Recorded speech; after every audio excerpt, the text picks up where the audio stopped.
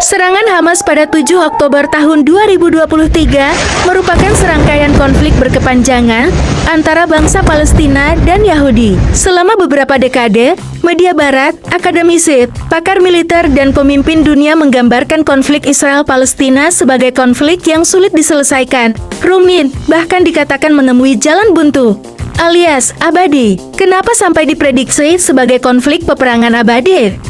Kita telusuri konflik awal mula kedua bangsa ini pecah dan berkelanjutan hingga saat ini. Lebih dari 100 tahun yang lalu, pada tanggal 2 November tahun 1917, Menteri Luar Negeri Inggris Arthur Balfour menulis surat yang ditujukan kepada Lionel Walter Rothschild, seorang tokoh komunitas Yahudi Inggris. Surat itu menjanjikan sebuah tanah air bagi bangsa Yahudi. Semula Inggris menawarkan wilayah Uganda di Afrika, namun tawaran itu ditolak karena yang diinginkan bangsa Yahudi adalah tanah Palestina. Pilihan ini disebabkan oleh ikatan sejarah bangsa Yahudi sejak ribuan tahun lalu. Sebenarnya, tawaran Inggris menjanjikan tanah air bagi bangsa Yahudi merupakan tanda balas jasa kepada Chaim Weizmann, seorang ilmuwan Yahudi berhasil membantu Inggris memenangkan Perang Dunia Pertama. Weizmann menemukan cara produksi aseton skala banyak. Aseton ini kemudian digunakan dalam pembuatan propelan peledak ringan yang sangat vital untuk membantu peperangan Inggris kala itu. Pada April tahun 1920, Inggris memberikan tanah Palestina kepada Yahudi seluas 120.466 km. Luas ini juga meliputi wilayah Jordan, sebelum akhirnya menjadi negara Jordania. Pada saat yang sama, pembagian itu ditentang oleh bangsa Arab. Mereka tidak menginginkan berdirinya negara Israel di Palestina. Saat itu, hampir 90% penduduk Palestina adalah bangsa Arab. Inggris pun mendapat tekanan yang sangat kuat yang akhirnya pihak Inggris menawarkan pembagian wilayah menjadi dua bagian. Sebelah timur Sungai Jordan menjadi milik Yahudi Palestina dengan luas 28.166 km atau hanya sekitar 23%. Dan sebelah barat Sungai Jordan menjadi milik Arab Palestina dengan luas 92.300 km atau 77% atas luas tanah keseluruhan. Pembagian itu telah menggagalkan bangsa Yahudi memiliki tanah seluas 120.466 km seperti yang dijanjikan Inggris di awal. Pada tahun berikutnya, tepat tahun 1923, mandat Inggris yang dikenal dengan mandat Balfour memberikan jaminan kepada bangsa Yahudi untuk tinggal di tanah Palestina. Berdasar jaminan itu, bangsa Yahudi yang tersebar di berbagai belahan dunia mulai banyak berdatangan ke tanah Palestina. Migrasi besar-besaran orang Yahudi terjadi saat Perang Dunia II berlangsung, di mana kala itu Yahudi yang ada di Eropa diburu habis-habisan oleh Nazi untuk dibunuh. Gelombang migrasi Yahudi kemudian mendapat perlawanan dan protes dari warga Palestina.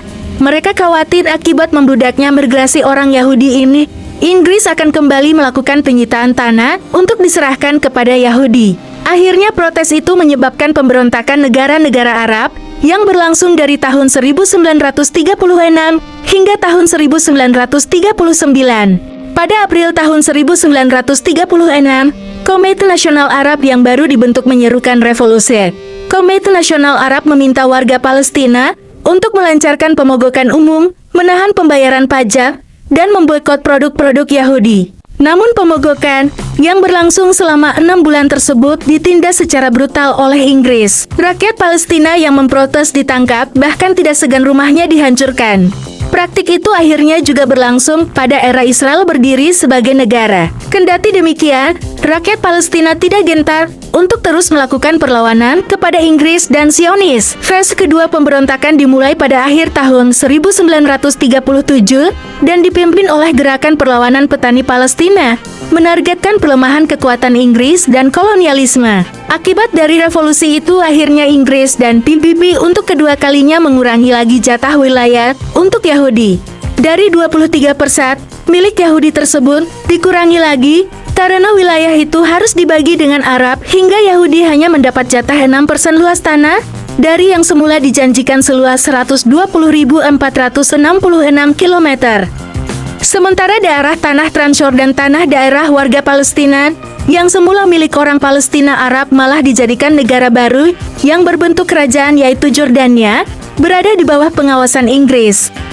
Pendirian negara Jordania ini diberikan kepada Hussein bin Ali, penguasa Mekah, sekaligus Raja Hijaz yang dipaksa lengser akibat pemberontakan dipimpin Bani Saud pimpinan Ibnu Saud. Pada tahun 1947 populasi Yahudi telah membengkak menjadi 33% di Palestina, namun mereka hanya memiliki 6% lahan. Perserikatan Bangsa-Bangsa PBB kemudian mengadopsi Resolusi 181 yang menyerukan pembagian Palestina menjadi negara-negara Arab dan Yahudi. Namun Palestina menolak rencana tersebut, karena rencana tersebut akan memberikan sekitar 56% wilayah Palestina kepada negara Yahudi, termasuk sebagian besar wilayah pesisir yang subur. Di sisi lain, pada saat itu warga Palestina memiliki 94% wilayah bersejarah, dan 67% wilayahnya sudah ditempati secara turun-temurun oleh orang Palestina. Sebelum mandat kekuasaan Inggris berakhir pada 14 Mei tahun 1948, para militer Israel sudah memulai operasi militer untuk menghancurkan kota-kota dan desa-desa Palestina guna memperluas perbatasan negara Israel yang akan lahir. Sejak tahun 1947 hingga tahun 1949, lebih dari 500 desa, kota kecil dan besar di Palestina dihancurkan dalam apa yang oleh orang Palestina disebut sebagai Nakbah atau dalam bahasa Arab diartikan bencana. Diperkirakan 15.000 warga Palestina terbunuh, termasuk dalam puluhan pembantaian. Insiden ini juga membuat gerakan Zionis menguasai 78% wilayah bersejarah Palestina. Sisanya yang sebesar 22% dibagi menjadi wilayah yang sekarang menjadi tepi barat yang diduduki dan jalur Gaza yang terkepung. Akibat serang brutal Zionis itu, diperkirakan 750.000 warga Palestina terpaksa meninggalkan rumah mereka. Mereka ada yang mengungsi di pengungsian Palestina, sebagian lagi ada yang pergi ke negara tetangga seperti Lebanon, Suriah, Yordania, dan Mesir. Pada 15 Mei tahun 1948, Israel mengumumkan pendiriannya sebagai negara berdaulat. Keesokan harinya, Perang Arab-Israel pertama dimulai dan pertempuran berakhir pada Januari tahun 1949 setelah gencatan senjata antara Israel dan Mesir, Lebanon, Yordania, dan Suriah. Usai gencatan senjata, pada bulan Desember tahun 1948, Majelis Umum PBB mengeluarkan Resolusi 194 yang menyerukan hak untuk kembali bagi pengungsi Palestina.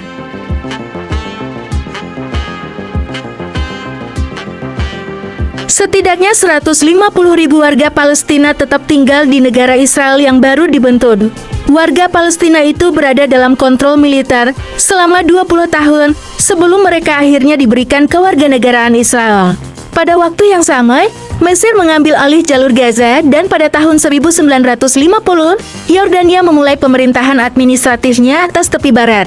Lalu, pada tahun 1964, Organisasi Pembebasan Palestina PLO dibentuk dan setahun kemudian, Partai Politik Fatah didirikan. Pada 5 Juni tahun 1967, Israel selama 6 hari melawan koalisi negara Arab untuk menduduki sisa wilayah bersejarah Palestina, termasuk jalur Gaza, tepi barat, Yerusalem Timur, dataran tinggi Golan Suriah, dan semenanjung Sinai Mesir. Sejak saat itu, bangsa Palestina yang hidup dalam wilayah kekuasaan Israel mendapatkan perlakuan diskriminatif. Contohnya, pemukim Yahudi diberikan semua hak dan keistimewaan sebagai warga negara Israel, sedangkan warga Palestina harus hidup di bawah pendudukan militer yang mendiskriminasi mereka dan melarang segala bentuk ekspresi politik atau sipil. Intifada atau yang berarti perlawanan dalam bahasa Arab. Palestina melakukan perlawanan pertama kali di jalur Gaza pada Desember tahun 1987. Ini terjadi setelah 4 warga Palestina tewas ketika sebuah truk Israel bertabrakan dengan 2 van yang membawa pekerja Palestina. Protes menyebar dengan cepat ke tepi barat dengan pemuda Palestina melemparkan batu ke tanah dan tentara Israel.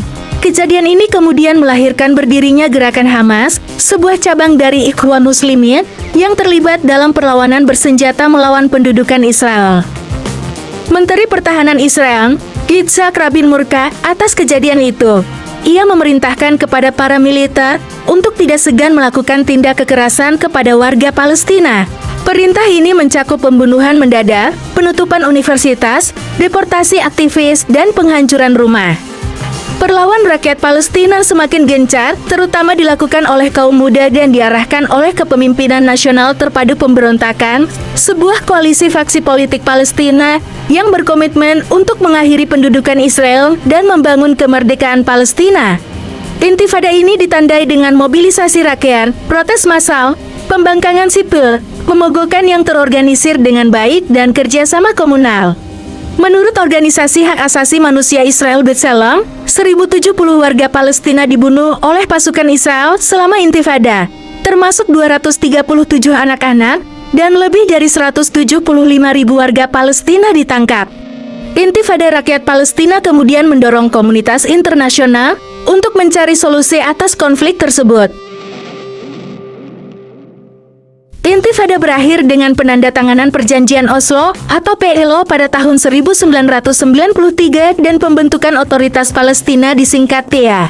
PA merupakan sebuah pemerintahan sementara yang diberi wewenang sebagai pemerintahan mandiri terbatas di wilayah tepi barat dan jalur Gaza. PLO mengaku Israel berdasarkan solusi dua negara dan secara efektif menandatangani perjanjian yang memberi Israel kendali atas 60% tepi barat, serta sebagian besar sumber daya tanah dan air di wilayah tersebut. PA seharusnya memberi jalan bagi pemerintah Palestina terpilih pertama yang menjalankan negara merdeka di tepi barat dan jalur Gaza dengan ibu kotanya di Yerusalem Timur. Namun hal itu tidak pernah terjadi. Kemudian PA dikritik karena sudah dipandang sebagai subkontraktor korup atas pendudukan Israel yang bekerja sama erat dengan militer Telepon Aviv dalam menekan perbedaan pendapat dan aktivisme politik. Akhirnya pada tahun 1995, Israel membangun pagar elektronik dan tembok beton di sekitar jalur Gaza, menghentikan interaksi antara wilayah Palestina yang terpecah. Pada saat perjanjian Oslo ditandatangani, lebih dari 110.000 pemukim Yahudi juga mulai menempati tepi barat, termasuk Yerusalem Timur. Saat ini, jumlahnya mencapai lebih dari 700.000 orang dan sudah lebih dari 100.000 hektar tanah yang diambil alih dari Palestina. Secara garis besar, PLO dan PA tetap merugikan pihak Palestina, alhasil perlawanan kembali terjadi. Intifada kedua dimulai pada 28 September tahun 2000, ketika pemimpin oposisi Partai Likud Israel, Ariel Sharon, melakukan kunjungan provokatif ke kompleks Masjid Al-Aqsa. Saat itu, ribuan pasukan keamanan dikerahkan di dalam dan sekitar kota tua Yerusalem. Bentrokan antara pengunjuk rasa Palestina dan pasukan Israel menewaskan 5 warga Palestina dan melukai 200 orang selama 2 hari. Insiden ini memicu pemberontakan bersenjata yang meluas. Selama intifada ini, Israel menyebabkan kerusakan yang belum pernah terjadi sebelumnya terhadap perekonomian dan infrastruktur Palestina. Pemukim Yahudi pun juga mulai bermukim secara ilegal di wilayah itu.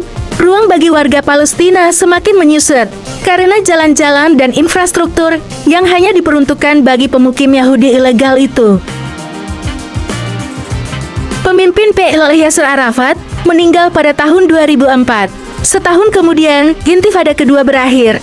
Permukiman Israel di jalur Gaza dibongkar, dan tentara Israel serta 9.000 pemukim meninggalkan daerah kantong tersebut. Setahun kemudian, warga Palestina menggelar pemilihan presiden pertama pemilihan umum. Hamas memenangkan mayoritas, namun pecah perang saudara Fatah vs Hamas yang berlangsung berbulan-bulan dan mengakibatkan kematian ratusan warga Palestina. Akhirnya kemudian Hamas mengusir Fatah dari jalur Gaza, dan Fatah kembali menguasai sebagian tepi barat. Pada bulan Juni tahun 2007, Israel memberlakukan blokade darat, udara dan laut di jalur Gaza, menuduh Hamas melakukan terorisme. Israel telah melancarkan 4 serangan militer berkepanjangan di Gaza, yakni di tahun 2008, tahun 2012, tahun 2014, dan tahun 2021. Ribuan warga Palestina telah terbunuh, termasuk banyak anak-anak, dan puluhan ribu rumah, sekolah, dan gedung perkantoran telah hancur. Serangan tahun 2008 melibatkan penggunaan senjata yang dilarang secara internasional, seperti gas fosfor. Pada tahun 2014, dalam kurun waktu 50 hari, Israel membunuh lebih dari 2.100 warga Palestina termasuk 1.462 warga sipil dan hampir 500 anak-anak. Selama serangan tersebut, sekitar 11.000 warga Palestina terluka, 20.000 rumah hancur, dan setengah juta orang mengungsi. Sebagian pengamat mengatakan, konflik berkepanjangan itu dimanfaatkan oleh Israel sebagai laboratorium uji coba senjata terbaru mereka.